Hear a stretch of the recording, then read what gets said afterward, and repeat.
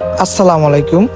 তো ঈদ মানে আনন্দ, ঈদ মানে খুশি। আজকে দেখাবো আমাদের ঈদের সকালটা। তো প্রতি বছরই ঈদের দিন আমরা সবাই একসাথে নামাজ পড়তে যাই। আর আমরা সব সময় একসাথে না হলে একা কেউ যাই না নামাজ পড়তে। প্রতিবারের মতন এবারও আমাদের বন্ধু বান্ধব ভাই ব্রাদারের জন্য ওয়েট করতেছিলাম। তো মোটামুটি সবাই এসে পড়েছে, আর কিছু লোক বাকি আছে। যেহেতু ঈদের দিন তাই সবাই একটু খুশি, তাই আমরা একটা বিষয় নিয়ে হাসতেছি। এর মাঝে আমাদের ভাই ব্রাদার মোটামুটি আসা পড়েছে, আর আমি ভাবলাম আমার সাথে একটু ঈদের আনন্দটা শেয়ার করি, কোলাকুলি করে নেই। তো মোটামুটি সবার সাথে একটু কোলাকুলি করে নিলাম আর আনন্দটা ভাগাভাগি করে নিলাম। আনন্দের মাঝেও একটা কষ্টের ব্যাপার হলো আমার ভাতিজা রিফা, সে প্রবাসে চলে যাবে, তাই একটু ভাতিজার মনটা একটু খারাপ। আর আজকে ঈদের দিনটাই আছে ভাতিজা আমাদের সাথে, দুদিন পর চলে যাবে প্রবাসে। তাই ভাতিজার সাথে আমরা সবাই একসাথে একটু ফটোশুট করে নিলাম।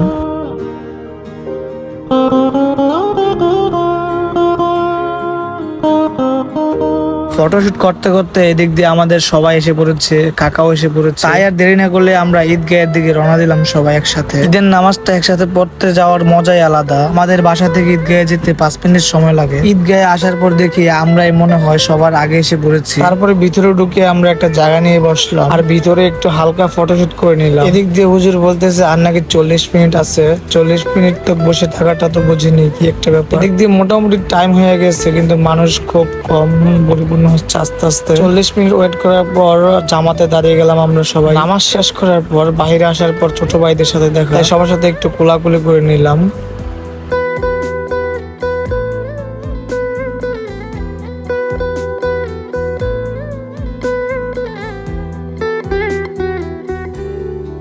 নামাজ শেষে বাড়ি ফেরার পথে দেখি বাবা কাকারা দাঁড়িয়ে আছে। তো ভাবলাম ওনারা বাদ যাবে কিনা, ওনাদের সাথে একটু আনন্দ করে কোলাকুলি করে নিলাম। তার মাঝে আমাদের হাসান ভাই টিকটকার, ওনার সাথে একটু দুষ্টামি করে নিলাম। কাকাদের সাথে দুষ্টুমানি করার পর আসে পড়ে আমার ভাতিজার কাছে। ভাতিজার মনটা কেন জানি খারাপ। তার মাঝে আমার বন্ধু পাত খাইয়ে মনটা আরো খারাপ করে দিল। শত চেষ্টার পরও আমার ভাতিজার মুখে আমি হাসি আনতে পারতেছি না। আর ভাতিজা রাগ করে ক্যামেরার দিকেও তাকাতেছে না। ভাবলাম ওরে নিয়ে আমি একটু লুড্ডু খেলে নেই, তাই একটু আকাশের উপর থেকে উড়িয়ে নিয়ে আসলাম।